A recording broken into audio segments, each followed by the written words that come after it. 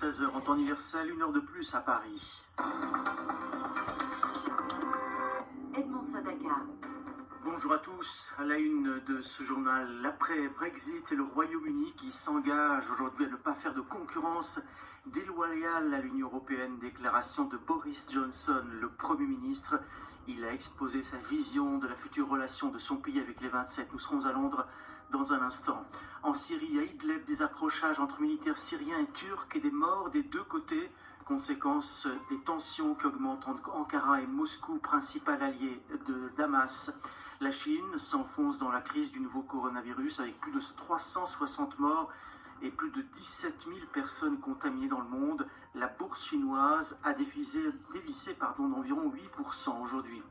Et puis en France, l'examen de la réforme des retraites démarre ce lundi après-midi en commission à l'Assemblée sous une rafale d'amendements de l'opposition. Pour Bruxelles et Londres, la bataille de l'après-Brexit commence. Dans son premier discours d'après-Brexit, Boris Johnson, le Premier ministre britannique, a dévoilé aujourd'hui ses conditions pour conclure un accord de libre-échange avec l'Union européenne. Le message est très ferme face à Bruxelles. Boris Johnson préfère renoncer à un accord plutôt que de signer un traité obligeant son pays à s'aligner sur les règles communautaires. À Londres, Muriel Delcroix. Face aux inquiétudes européennes d'un Royaume-Uni dérégulé aux portes de l'Union, Boris Johnson vient de répondre qu'il n'était pas question d'abaisser les normes et réglementations sanitaires, environnementales ou de protection sociale, clamant au passage qu'elles étaient de toute façon meilleures en Grande-Bretagne qu'en Europe. Nul besoin donc d'une relation trop proche et trop contraignante, car le pays veut redevenir le champion du libre-échange, après ce que Boris Johnson a qualifié de décennie d'hibernation au sein de l'Union européenne. Le Premier ministre cherche à obtenir un accord semblable à celui signé entre le Canada et Bruxelles, c'est-à-dire la suppression de la presque totalité des droits de douane, sans alignement sur les règles communautaires. Il prévient au passage que concernant la pêche, la priorité sera donnée aux bateaux britanniques. Et Boris Johnson de clamer que si ce n'est pas possible, le pays prospérera quoi qu'il arrive et qu'il visera alors un modèle australien, un euphémisme pour parler d'une sortie finale sans accord commercial, puisque l'Australie opère selon les termes de l'Organisation mondiale du commerce. Ce que ne dit pas Boris Johnson néanmoins, c'est qu'il y aura de toute façon un impact économique significatif pour le pays, puisque son refus de s'aligner impliquera le rétablissement de barrières commerciales. Muriel Delcroix, Londres, RFI. À Bruxelles, un peu plus tôt dans la journée, la Commission européenne a adopté les grandes lignes des négociations qu'elle entend mener avec le Royaume-Uni pour ce futur accord qui sera négocié par le Français Michel Barnier. Celui-ci a présenté les ambitions de cette négociation en estimant que le délai pour négocier est très court et que la complexité de certains sujets ne garantit pas un résultat pour le 31 décembre. Au lendemain de l'attaque au couteau à Londres, le groupe État islamique a revendiqué aujourd'hui via son organe de propagande Hamas la responsabilité de l'attaque, mais sans fournir de preuves à l'appui de ces affirmations. Je vous rappelle que l'assaillant a blessé 3 personnes, dont une grièvement, dans une rue commerçante du sud de Londres avant d'être abattu par la police. Il s'agit d'un homme qui venait de sortir de prison, condamné en 2018 pour divers délits en relation avec une entreprise terroriste. Le président français Emmanuel Macron en Pologne pour la première fois depuis son élection, il y a plus de 2 ans et demi. L'objectif de cette visite de 2 jours, renouer des liens distendus et dissiper les malentendus sur plusieurs sujets qui fâchent, comme le climat ou la relation avec la Russie ou encore l'OTAN. Le président français a été reçu ce matin par le président polonais Andrzej Duda et lors d'une conférence de presse commune, Emmanuel Macron a salué un tournant avec la Pologne, souhaitant que les deux pays développent leur coopération dans le domaine notamment de l'énergie et de l'industrie militaire. 361 morts et donc en Chine, plus 1 décès aux Philippines, c'est le bilan du nouveau coronavirus et il dépasse désormais celui du SRAS en Chine continentale. L'épidémie plombe aussi l'économie chinoise puisqu'après 10 jours de congé pour cause de Nouvel An chinois, les bourses chinoises ont dévissé d'environ 8% ce lundi, leur plus fort plongeon depuis 5 ans. En Asie du Sud-Est, contrairement à l'Indonésie et au Vietnam, le Cambodge a maintenu les vols avec la Chine, à l'exception de ceux à destination de Wuhan, d'où est partie l'épidémie. Mais la crainte se fait sentir chez les Cambodgiens. Les ventes de masques de protection s'envolent. À Siem Reap, porte d'entrée vers les temples d'Angkor, la peur se traduit déjà par un impact sur l'industrie touristique. Reportage sur place de Juliette Buchez. Les allées de souvenirs au marché de Siem Reap sont calmes en ce début février. Certains commerçants parlent d'une baisse de fréquentation de 30% en janvier.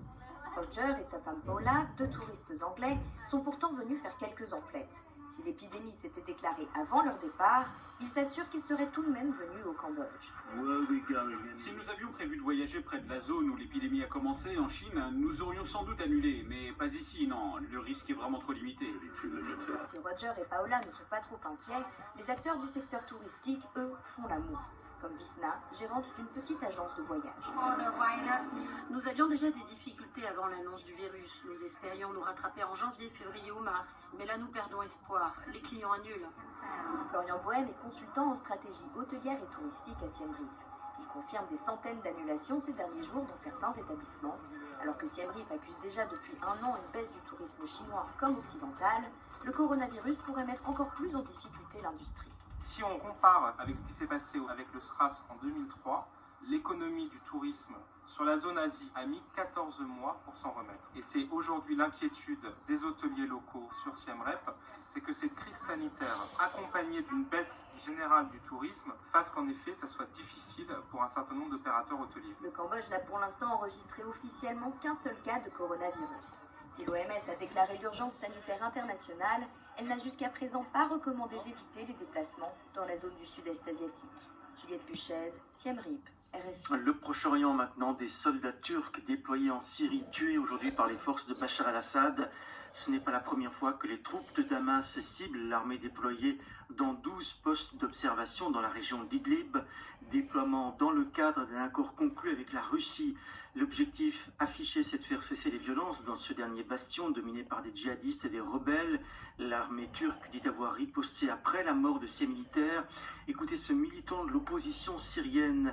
Pour lui, il y a une véritable démonstration de force des uns et des autres sur le terrain. Il s'appelle Fadi El-Mari.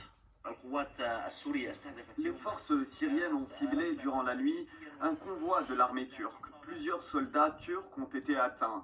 Mais la Turquie a riposté violemment dans la foulée et a même renforcé sa présence près de la ville de Sarakeb dans la région d'Idlib. Pour la première fois, les commandos et les forces spéciales turques ont été déployés en Syrie. Ces troupes ont pris le contrôle d'importants territoires et surtout d'un axe routier international. Ce lundi matin, l'aviation russe alliée de Bachar al-Assad a alors intensifié ses bombardements autour de ces nouvelles positions turques. Actuellement, des frappes aériennes très violentes ciblent la ville d'Idlib et les campagnes aux alentours. Un militant de l'opposition syrienne, Fadi El-Mari, contacté dans la région d'Idlib par Sami Bourkhlifa. Aux États-Unis, après plusieurs mois de tournées, de débats télévisés, également plusieurs mois de campagne et des abandons en cascade, c'est au tour des électeurs démocrates de s'exprimer ce lundi. C'est en effet aujourd'hui qu'est donné le coup d'envoi dans l'Iowa d'une primaire pour choisir celui ou celle qui affrontera Donald Trump en novembre. 11 candidats sont encore en course. En France, la réforme des retraites devant les députés, les membres de la commission spéciale vont commencer à examiner aujourd'hui le texte article par article. Ils vont aussi devoir se pencher sur les 22 000 amendements déposés par l'opposition, un record pour cette législature, ce qui promet une longue bataille parlementaire. L'objectif assumé par certains qui veulent ralentir au maximum l'adoption de cette réforme. Marine de la Moissonnière. 19 000 amendements à eux seuls, les 17 députés insoumis l'assument. Ils font de l'obstruction parlementaire pour manifester leur désaccord. Avec les socialistes et les communistes, ils se sont également mis d'accord pour déposer une motion de censure, motion que le Rassemblement national pourrait voter. Le PC va même demander à ce que le texte soit soumis à un référendum. Du côté de la droite, ce sont les ordonnances prévues dans le texte, pas moins de 29, qui font bondir, ainsi que la tenue de la conférence de financement en même temps que l'examen du texte à l'Assemblée. Les Républicains qui sont pour une réforme des retraites, mais pas celle-là, ont déposé 1 millier d'amendements et se contenteront de voter certains articles. Ils n'ont pas encore arrêté de position quant au vote global de la loi. Dans ces conditions, on voit mal comment le texte pourrait passer avant les municipales, l'Assemblée nationale suspendant ses travaux le 6 mars pour cause d'élection. Certains brandissent la menace du 49-3, cette option qui permet d'abréger les débats et de faire adopter une loi sans vote n'a pour l'instant pas les faveurs du gouvernement. Marine de la Moissonnière, fin de ce journal sur RFI. Merci de l'avoir suivi. Il est 17h10 à Paris. Autour de la question.